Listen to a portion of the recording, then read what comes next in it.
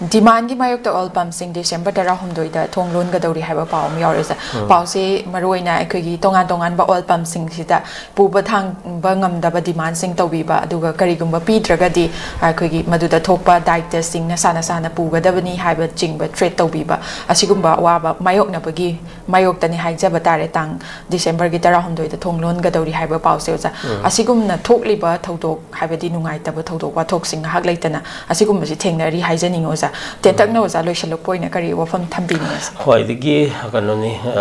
loishan badagi masanati yamna sauna thengnari ba koi problem ama khangni hojik su ko demand haiba pot ase aduga masige mari leina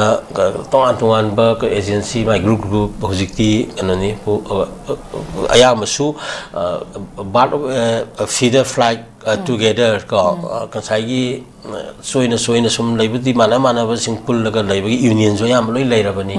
aduga demand supply adegi si kano mayam sing asi masi meet to bungam na ba ko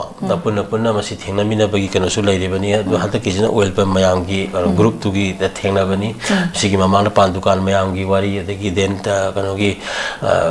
magi pharmacy group gi wero na traga magi group si taroga thengna bani anyway akoida some ubadadi history gi natraga movement gi part khunai ama tangdu leita da leiba matam asida leiriba mayam sing asida sigumba purpose demand lei aduga adum maleng gi oina ihau toriba kholiba ko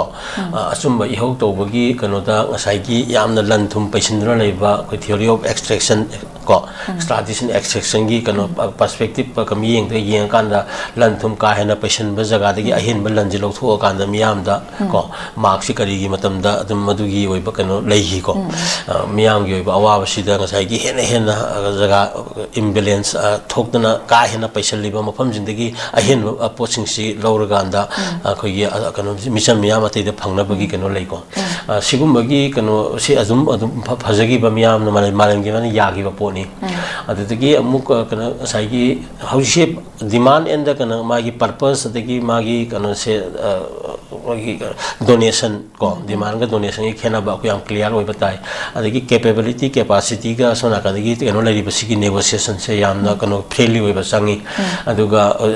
purpose se ma yamna clear oi basangi ko purpose se ma yam clear oi basangi adum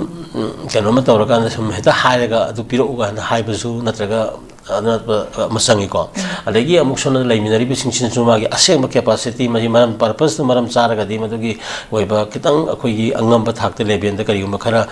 kana piba gi oiba wakhalun sisu adum pinaba donation gi wakhan haiba ko force ti longna ba sigum ba se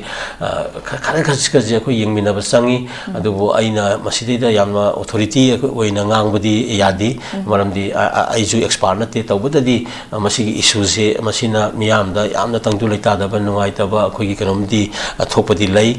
whether purpose soibadagira natraga whether kanoni magi demand gi kanodu maram chada badagira natre hairaga pinning da bagira ko adagi hariba khoi gi kano se sigi marakta karigum khara khoi da clear oida ba khara lei aduna yari makhai sigum basida aina haining ibadi pami baduga aduga pi biduga ani gi marakta yamna reasonable oga posa amakhak tawrakanda madubu yari makhai kano se nakal animak ko win win theory da amaso soktaba aduga punna makhata na adamak akogi grow tongminana ba laiminana ba gi wakhalon da impham orakanda masidi da khajik oiba individual